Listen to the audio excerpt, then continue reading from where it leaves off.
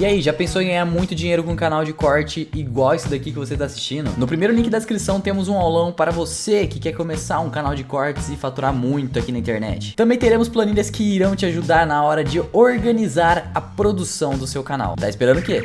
Lembra daquele seriado da Nat Geo, Doomsday Preppers, que apareciam uns caras acumulando coisa e tal? Aquilo é o lado zoado do negócio, né? Porque aquilo ali mostra uma realidade que ela é disfuncional, né? Você se trancar numa caixa embaixo da terra e dizer que você está seguro é uma ilusão, né? Porque quem está estático, imóvel e trancado vai ser subjugado. Não houve nenhum castelo na Idade Média que não tenha sido tomado, né? Certo. Então, a história sempre explica bastante pra gente. E o que me chamou a atenção é que eu queria me diferenciar desse mundo, porque eu comecei a falar disso em 2011. E aí veio 2012, lembra o fim do calendário Claro. Azteca? Um dos melhores filmes que tem, eu falo pra todo mundo assistir, cara. 2012 é legal pra caramba. É uma loucuragem aquilo lá. É, Yellowstone entra... Aliás, fiz até um vídeo hoje sobre super vulcão no meu canal. É verdade. Que é o Yellowstone entrando em erupção, né? E aí? Aí E aí o bicho pega. é complicado pra caramba, né? Mas é interessante isso, porque eu queria nos diferenciar dessa cultura bitoladona que os americanos têm da cultura prepper. E eu queria utilizar o sobrevivencialismo como uma forma do cara ampliar o potencial dele. Mas né? lá nos Estados Unidos, dependendo do lugar, cara, os caras eles têm isso muito por conta dos, vamos dizer assim, das situações, principalmente meteorológicas que eles vivem, né? Então, por exemplo, tem o setor ali, o Tornado Alley, que a gente chama, né? Sim, Que é a região onde aquele tem muito cinturão, tornado ali. Aham. Tipo, toda casa tem um negócio embaixo Um da abrigo, terra. né? Porque, cara, apareceu qualquer coisa, entra lá pra dentro. Só que aquele negócio deles é um negócio super bem preparado, né? Eles, eles mantêm aquilo lá com mantimento, com um monte de coisa. E é específico para uma ameaça em específico. Exatamente. É pra isso. pra agora... A galera que vive ali perto do local pode ter furacão. Exatamente. O pessoal dos terremotos lá na Califórnia, que é uma outra coisa. Isso é meio uma cultura americana, né? Aqui eles têm isso. É porque lá eles têm essa concepção de que eles já estão sempre sob ameaça, né? Já no Brasil eu vejo que a ameaça é outra. A ameaça é realmente a vida cotidiana. Certo. Porque, veja, eu não vou lembrar o número exato, mas se eu não me engano, de 2009 para cá, perdemos quase 20% do valor do real. Ou seja, se você ganha R$2.000 há 3 anos, você já não ganha mais R$2.000. Exato, né? exato. Ou seja, no Brasil a luta é pela sobrevivência mesmo. Sobrevivência diária, né? Para botar comida em casa, né? A gente não precisa falar de zumbi, não precisa falar de bomba nuclear, mas a gente tem que falar de pagar as contas, né? De boleto.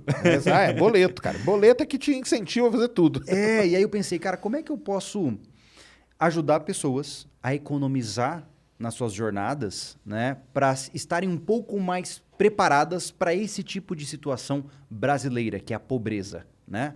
E a gente começou a entrar nessa vibe, né? A gente começou a falar de produção de próprios recursos, galinheiro, produção de tilápia em caixa d'água. Por quê? Porque tudo, por exemplo, no meu quintal hoje eu tenho 58 tilápias que eu posso comer a hora que eu quiser.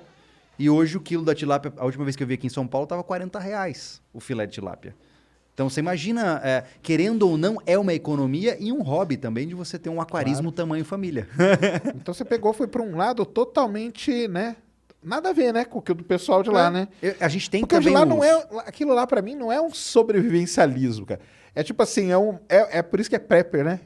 É uma preparação para um dia que tiver algum desastre natural. A gente incorporou muitos aspectos, como, por exemplo, a parte das armas de fogo, né? A gente tem armas de fogo, a gente treina extensivamente com armas de fogo, a gente, de fato, pensa em situações de caos social, porque numa situação de crise financeira, se a gente olhar para a história, uma vez que falta o dinheiro, vem a fome e começa a violência, né? É sempre essa sequência. E eu gosto pra gente não ficar na viagem, eu sempre pauto essas potenciais ameaças na história. Sempre. Ou seja, antes de eu falar o que pode acontecer aqui, eu preciso ver o que já aconteceu lá atrás, né? Tem um livro que eu já cansei de recomendar para todo mundo que segue a gente, que é um livro do Dan Carlin, que é The End is Always Near. O fim está sempre próximo. É um historiador que fez um estudo sobre o fim de diferentes civilizações ao longo da humanidade. E a fórmula do bolo é sempre a mesma. É sempre a mesma coisa. É sempre, geralmente, alguma variação que causa escassez de recursos, que gera fome, que gera violência, que gera guerra, e aí a sociedade é obliterada. E é sempre o mesmo critério. E ele usa um exemplo que eu acho muito legal. Se você voltasse no tempo, no auge de Roma, e parasse um romano na rua e falasse assim, sabia que tudo isso aqui vai virar ruína? Ele ia rir da sua cara. Mas ainda mais que eles dominavam o mundo, né? O mundo Exatamente. é deles, né? Então, assim, se na história grande parte das grandes civilizações ruíram, o que impede da nossa passar por uma provação como essa? E eu não acredito em fim de mundo, mas eu acredito em provações mesmo, crises. Né? Por exemplo, a peste negra, 1918, levou quase 50 milhões de vidas. Né? Então, ou seja, o que eu posso fazer para não estar entre os 50 milhões? Tiver uma aí agora, né? Que o pessoal pois que virou muita gente pirou a cabeça, né? Ficou Olha, pirado. Tanto que o maior problema que deu mesmo foi na cabeça da galera. Eu vou te dizer, cara, que como psicólogo, eu juro pra você que eu pensei, cara, eu vou ter que voltar a clinicar, porque a demanda é absurda. Porque as pessoas estão realmente adoecidas, né? E pra você ver, houve uma quebra abrupta e violenta da vida? Não, cara. Você pensar assim.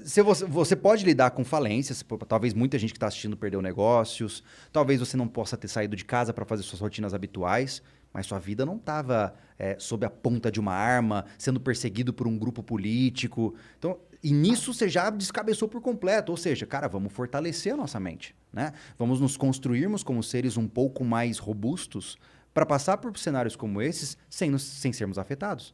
Essa é a premissa do sobrevivencialismo. É robustecer o indivíduo, né? Não, e aí na pandemia o cara teve que aprender a sobreviver em casa, né? Com outras pessoas, né? Isso aí o pessoal caiu numa realidade que não estava acostumado, né, cara? Porque hoje as nossas relações elas são bem superficiais, né? O cara que trabalha, por exemplo, isso que eu CLT, das 8 às 18, chega em casa quase às 20, troca 3 palavras com a mulher, fica no celular e vai dormir. Ele não conhece a esposa dele. Aí na hora que conheceu... né? Teve vezes. Vários problemas aí, né? Teve vários problemas. Porque foi... e a galera ficou muito... mas assim, deu pra ver, né, que o pessoal, vamos dizer, não sei se a civilização, mas boa parte das pessoas não estava preparada, né? A equação mais complexa em um cenário de crise não são recursos ou riscos, são pessoas. É o EFI. Tá vendo? Tá vendo, pessoal? Sabe como que eu chamo isso, né? Efeito tripa. É o ser humano. O ser humano é sempre o problema, cara. Sempre, cara. Sempre. Já falei, olha, tá na hora de... Tecnologia nós vamos ter pra tudo. Recurso, tá tranquilo, tem recurso. Tá igual eu falei, tá na hora de deixar os robôs pegar... já era. A espécie humana tá desatualizada já.